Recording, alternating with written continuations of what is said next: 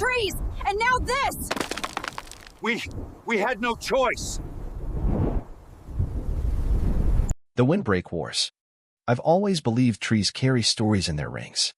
They hold the whispers of storms, the scars of drought, and the memory of every season they've endured. When I bought the lot at the edge of Cedar Ridge, a scrappy patch of earth the realtor dismissed as a backside buffer, I didn't see it as worthless. I saw a sanctuary. After 28 years in the U.S. Forest Service, watching forests burn, flood, and rebuild, I'd earned my quiet.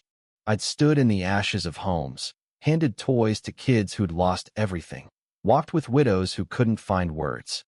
Retirement wasn't about golf courses or beach views for me. It was about trees, space, and a chance to breathe. My name's Henry Caldwell, and this is the story of how my windbreak trees became a battleground, how a neighborhood's pride tore down nature's shield, and how a storm reminded us all who's really in charge. It's a story that'll make you question who gets to decide what's right, what's fair, and what happens when power ignores truth. Stick with me, it's a wild ride. Planting the seeds. When I moved into my 2-story home on Willow Lane in 2008, the first thing I did was plant a windbreak. Not a fancy hedge or some HOA-approved shrubbery, but a rugged, zigzag line of black pines, native cedars, and bur oak trees that could grip the soil and tame the winds roaring down the valley. I'd seen what unchecked gusts could do. Back in '98, a wildfire tore through this very ridge, leaving the slope brittle and bare. My windbreak wasn't just landscaping. It was insurance against nature's temper. I funded every sapling myself, mapped each planting with a compass, and consulted a state reforestation expert, Clara Hensley, a young ranger I'd mentored years ago. She helped me design the line to hold the slope against erosion and shield the neighborhood from the canyon's seasonal gales. The Cedar Ridge HOA, back then a sleepy group led by a retired mechanic named Joe Parsons, gave me a nod. "Long as you keep the critters out, Henry, go for it," Joe said with a grin. So I did. For years, those trees grew strong. By 2015, they had become a green wall, cutting the winter wind chill by 10 degrees and shading my backyard in the summer.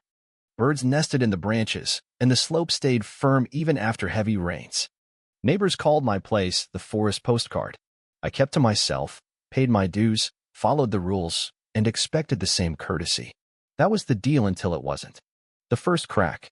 Trouble started in August 2024 with a note taped to my mailbox.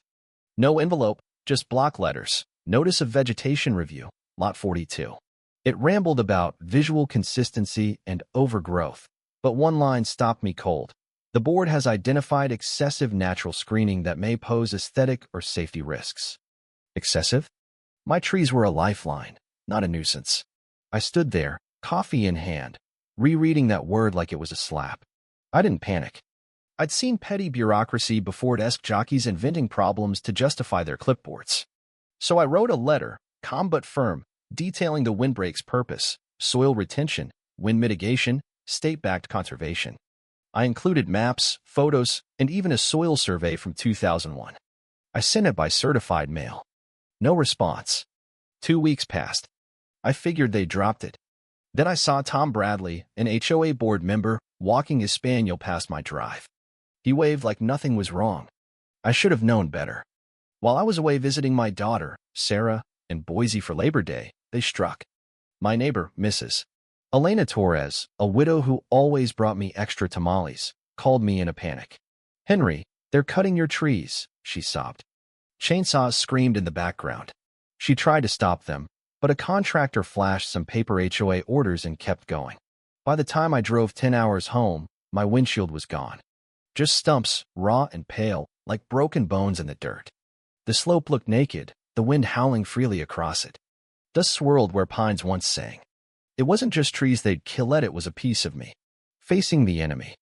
3 days later, I met Susan Whitaker, the HOA president, face to face. I'd seen her around always in bright athleisure, clipboard in hand, too busy for hellos. She was the kind of person who made HOA rules her whole identity. At the Clubhouse meeting, I walked in with a binder of documents and an aerial map, ready to fight. The room buzzed with retirees, soccer moms, and bored dads. A poster bragged, "Community pride through action."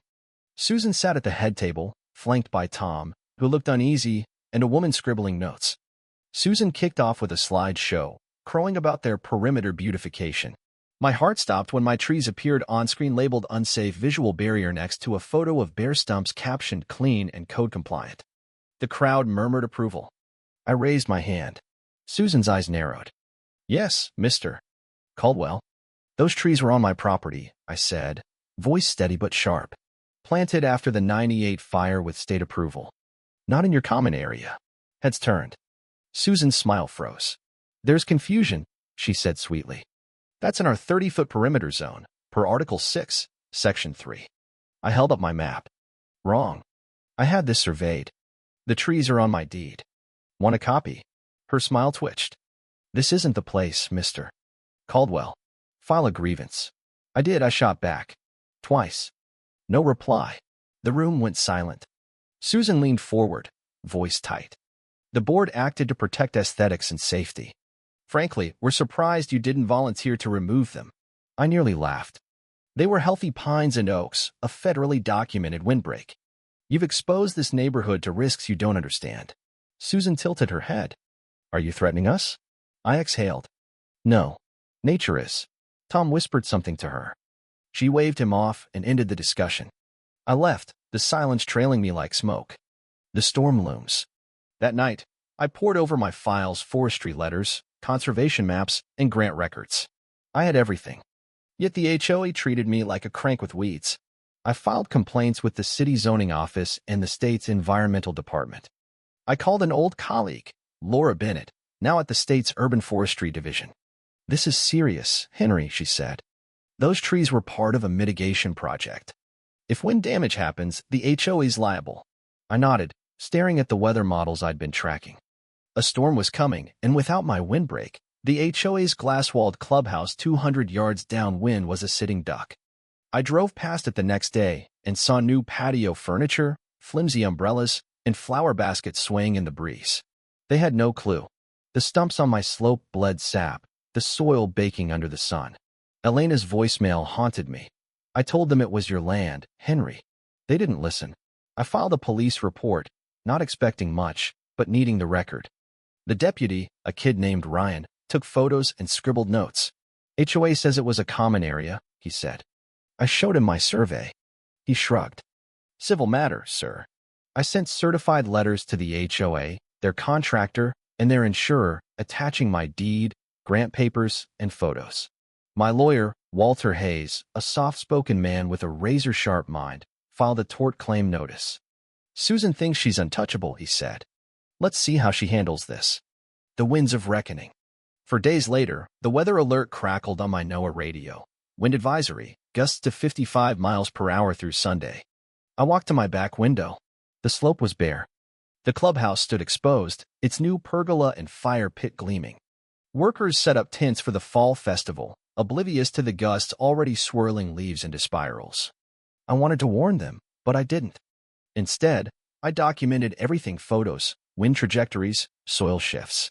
I sent it to Laura. Her reply was blunt. This is environmental liability. If that clubhouse gets hit, they're done. By Thursday, the wind had a mind of its own, curling down the canyon like a predator. I went to the HOA office, a gaudy building behind the tennis courts. Susan was at the counter, reviewing papers with two board members. She looked up, mouth tightening. Mr. Caldwell, do you have an appointment? I have the wind, I said. One board member glanced at the door like it might explode. I set my binder down. The state confirms my trees were a registered windbreak. You violated a federal ecological barrier. Susan raised an eyebrow. We were told it was HOA land. By whom? I asked. Your gut? I have 3 surveys, GIS maps, and a floodplain file saying otherwise. Her arms folded. We acted on community requests to remove unsightly barriers. I laughed. Those trees were why this place hasn't blown away. Now you're hosting a festival in a glass box with no protection. You hired a Christmas light guy, not a forester, to call it safe. One board member coughed. Maybe we should review the documents. Susan's glare silenced him. This is about control, Henry. You've always done things your way, ignored our guidelines. No, I said, voice low. This is about respect for land, law, and boundaries. You'll learn what happens when nature fills the gap you made. I left, the wind howling louder. Susan wasn't listening. She'd learned the hard way. The storm hits. Saturday dawned under a gritty yellow sky.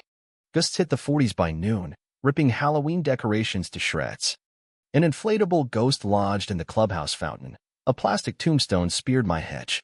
Susan pressed on with the festival pumpkin patches, chili cook-offs, face painting like the wind was a minor inconvenience. I watched from my porch as families gathered, kids shivering, balloons snapping free.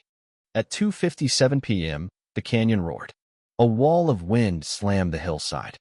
Trees bent double. Lawn chairs cartwheeled. The clubhouse's east-facing glass wall unprotected without my trees took the full blast. 3 panels shattered with a sound like gunfire. Glass rained inward, scattering over festival tables. Parents grabbed the kids. A table flipped, smashing a popcorn machine. Smoke curled from a sparking cauldron. Someone yelled, "Fire!" It wasn't, but the wiring sizzled. Susan burst outside, hair wild, clipboard gone, shouting into the chaos. Tom knelt by the speakers, yanking cords. Another board member, Greg, backed away, phone in hand, mouth agape. Sirens wailed as fire trucks and sheriff's SUVs rolled in. EMTs treated cuts and shock. A woman on a stretcher clutched a blanket. Her daughter gripped a candy bag like it had betrayed her. From my porch, I felt no joy, only grief. This was avoidable. If they'd listened, asked, and understood. The sheriff caught my eye and nodded. An hour later, Walter called. HOA's lawyer and insurer are blowing up my phone. They want mediation. I looked at the bare slope. Only if they admit what they did, I said. This isn't about trees. It's about truth.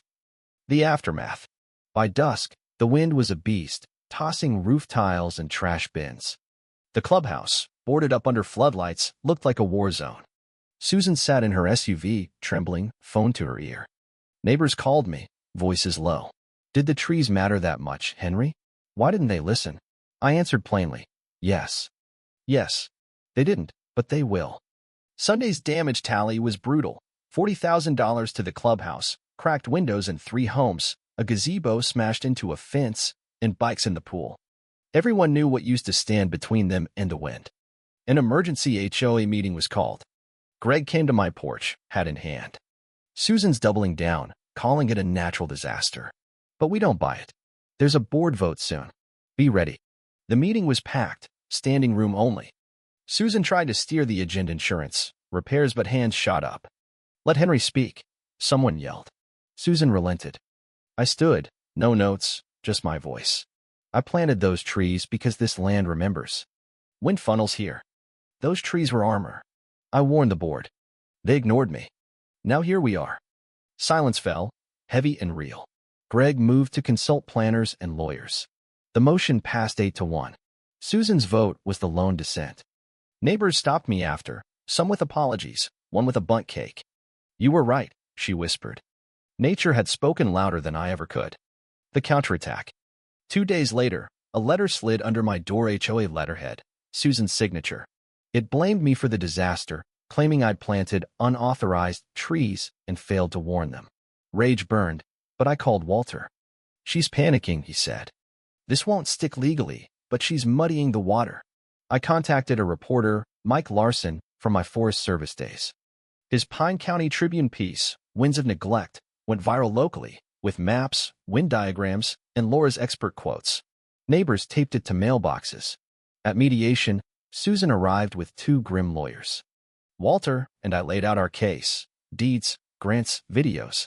Susan claimed the trees were ambiguous and deteriorating. The mediator, Paul Vernon, wasn't buying it. You got Henry's letters, he said, holding up proof. You acted without authority. He recommended an apology, replanting, and covering my costs. Susan's knuckles whitened. The next day, a sterile letter arrived, admitting to procedural oversight. No guilt, but it was enough. The truth was out. The final battle. Susan refused to settle, demanding a trial. We filed Caldwell v. Cedar Ridge HOA for property destruction, negligence, and conservation violations. 3 neighbors joined Elena, and 2 others with damaged fences. The HOA's emails grew desperate, claiming they'd acted for the community. But the tide had turned. At the next forum, Susan's confidence cracked. Neighbors demanded answers. Greg hinted at a board shakeup. In court, A small sandstone room with creaky floors, Walter presented our case like a surgeon. I testified about the 98 fire, wind funnels, and my tree's 30% wind reduction. Susan claimed ignorance, but Walter produced her signed mail receipt. The judge took a week. The Tribune ran another piece. HOA on trial. Letters poured in, demanding Susan's resignation. The ruling was a landslide. Full damages, a court-ordered replanting plan, and a public HOA notice. Susan resigned quietly. A note appeared on my porch from Lot 28. I voted for her. I'm sorry. Thank you for fighting. Rebuilding the shield. I replanted the first tree of bur oak on a crisp November morning. No contractors, just me and the dirt. Neighbors watched, some joining in with coffee or saplings. The HOA, now led by Greg, funded the restoration, but I oversaw every step. Laura designed a diverse mix spines, oaks, cedars, buffalo berry for resilience. This is what healing looks like, she said, patting a sapling. The plan would take 3 years, full growth 15. I might not stay forever, but I'd see the line rise again. The new HOA held open forums, warmer and humbler. I spoke once, not to scold, but to share. I planted those trees because I knew this land. Not to defy, but to protect. Silence followed, the kind that listens. A widower, Sam from Lot 9, shook my hand. We let corners get cut because it looked good on paper. You saw deeper. That meant more than the ruling. My granddaughter, Emma, visited one spring, touching a sapling. They're strong, I told her. A framed print arrived anonymously. The shattered clubhouse beside new trees, captioned, "Wounds are where the light and roots enter." I hung it in my hall. Cedar Ridge changed. Halloween banners gave way to composting signs. The HOA newsletter added a Living with the Land section with kids' drawings. A tree ring club started. The wind still came, but the sapling slowed it, reshaping its path. We were learning to move with it. What do you think? This story isn't just about trees, it's about power, pride, and what happens when people ignore the truth. Have you faced injustice in your community, where someone's ego caused harm? Do you think Henry's fight was worth it, or should he have let it go? What about Susan? Was her stubbornness a defense of order or a blind grab for control? Share your thoughts in the comments below. Let's talk about standing up to unfairness and the cost of doing what's right. Your voice matters.